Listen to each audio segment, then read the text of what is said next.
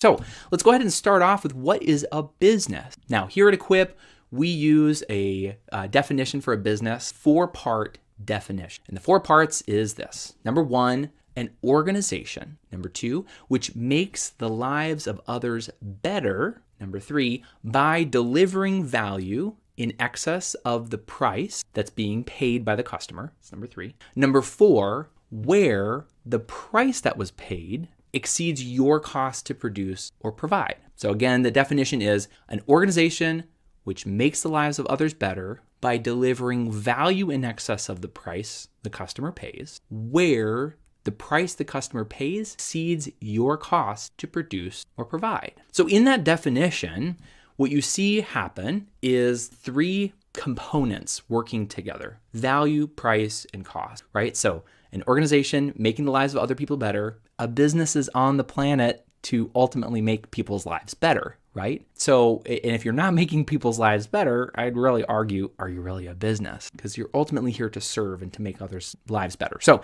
when you get into the definitional pieces of value, price, and cost, the differential between value and price is the why behind why your customer buys from you, okay? So the example I like to give is my wife and I love to go on our date nights to go out to a restaurant, right? We go and we eat at a place, we probably drop about $50.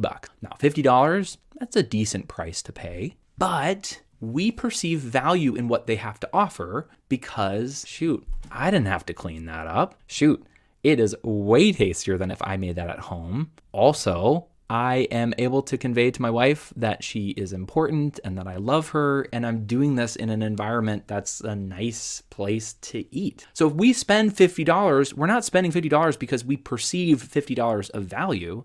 We perceived greater than $50 in value.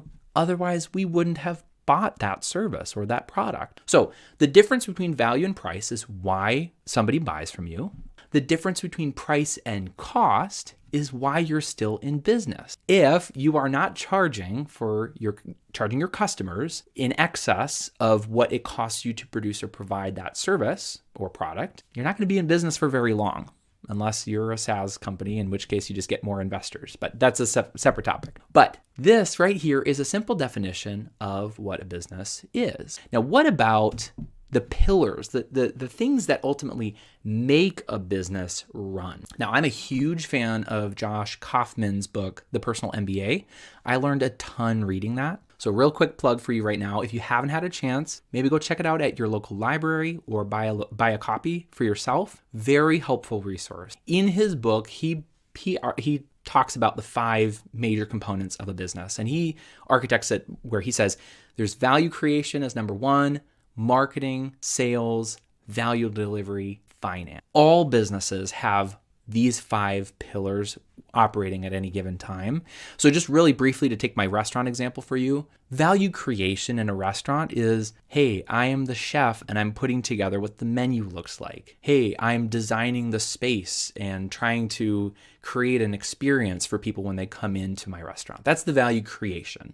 That's before I actually deliver it, I'm creating kind of the vision behind how we're going to ultimately go to market and help our people. Marketing is all about finding and clarifying who those people are that I'm serving, right? So marketing in a restaurant might be, I'm looking for millennials, older millennials, and that's kind of my target demographic in this, major metro area. That's my target demographic. Sales would be, after getting information from marketing, they're going to take it to that next level where they're going to turn prospects into paying customers. Value delivery in a restaurant example would be, I've ordered my food, it now gets fired up, and I have my plate, I eat it, it gets taken away from me, and that whole experience in the restaurant is the value delivery. And then we get to finance. Hands down the best part of but it's definitely one of my passionate areas of a business. I love finance for a reason,